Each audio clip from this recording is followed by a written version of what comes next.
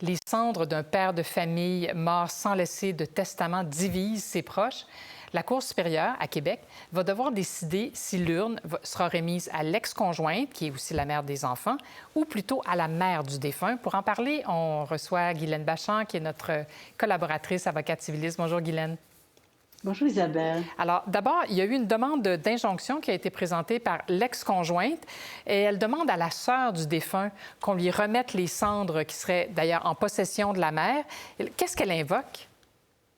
Bien, ce qu'elle dit, c'est lorsqu'il n'y a pas de testament de volonté écrite, là, la décision de la disposition du corps, ça revient aux héritiers, qu'ici, les héritiers, ce sont ses enfants, on présume des jeunes enfants, mais qu'elle est la tutrice légale des enfants, donc ça lui revient, cette décision, et que c'est pour le bien des enfants aussi que les cendres restent auprès d'eux. Elle réclame aussi des montants d'argent, l'équivalent de 10 000 à peu près pour le trouble, les inconvénients liés à toute cette situation-là.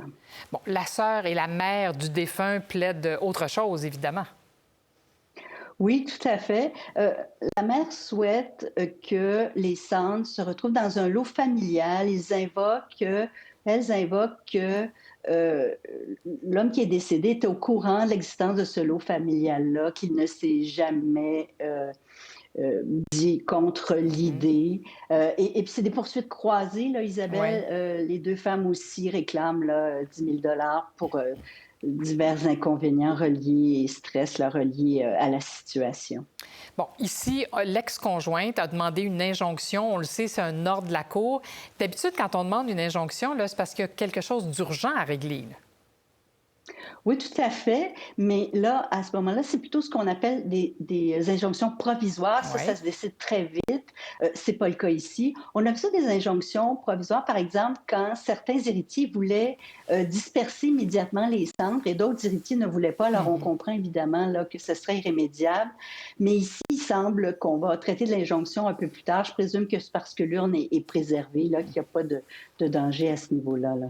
Bon, un litige comme celui-ci, là, ça a l'air assez unique. Là. En tout cas, moi, c'est la première fois que j'entends ça. Mais vous, qui avez beaucoup plus d'expérience que moi, est-ce que vous avez déjà entendu parler d'une situation comme celle-là qui se retrouve devant les tribunaux? Ah oui, malheureusement. Il y a quelques cas de figure. Il y a comme ici, là, quand on se chicane un peu à savoir quel héritier ou quelle personne va avoir l'urne ou les cendres. J'ai même vu de la jurisprudence, Isabelle, où on a discuté du partage des cendres là, dans diverses urnes pour tenter de régler le conflit. Mais il y a quand même plusieurs causes aussi sur la décision sur le lieu où on va mettre les cendres. Par exemple, il y a une cause où ils sont 5 enfants. Il y en a quelques-uns qui veulent que les cendres de leur mère soient enterrées à Montréal et l'autre groupe à Québec. Fait que vous voyez, c'est le genre de litige là, qui peut se retrouver devant les tribunaux. Oui, surtout si on n'en a pas décidé avant le décès. Là, forcément, le problème reste aux héritiers. Bon, s'il n'y a pas de volonté écrite, là, justement, comme dans un testament, comment le juge fait pour déterminer la volonté de la personne qui n'est plus là pour dire ce qu'elle aurait voulu? Là? Oui, c'est pas, vous en doutez, une science exacte. En Alors, effet. le juge, lui, ce qu'il doit déterminer, c'est la volonté de la personne qui est décédée. Pas que certains enfants ou certaines personnes, là, ça les accommoderait, qu'ils aiment mieux telle décision. Si je reviens, par exemple, aux 5 enfants, le juge a fait témoigner des gens, dont les amis de la dame qui était décédée, qui avaient un petit peu plus de recul et de distance et qui disaient, ben c'est plus Québec. Et il y a même été voir, par exemple, cette dame-là, d'où elle venait, elle avait habité sur la Côte-Nord, donc il s'est dit, c'est probablement plus Québec que Montréal, où elle voulait être enterrée. Ça a l'air très anecdotique, mais je vous dis ça pour vous dire qu'effectivement, quand il n'y a rien d'écrit, c'est un exercice quand même difficile à faire, mais qui doit être fait. Là. En effet. Alors, on répète toujours la même chose, mais vaut mieux faire son testament le plus tôt possible, prévoir ces choses-là pour éviter que ce soit les héritiers qui en héritent, justement, sans faire de jeu de mots. Guylaine Bachand, merci beaucoup pour cette entrevue. Je vous en prie. Au revoir.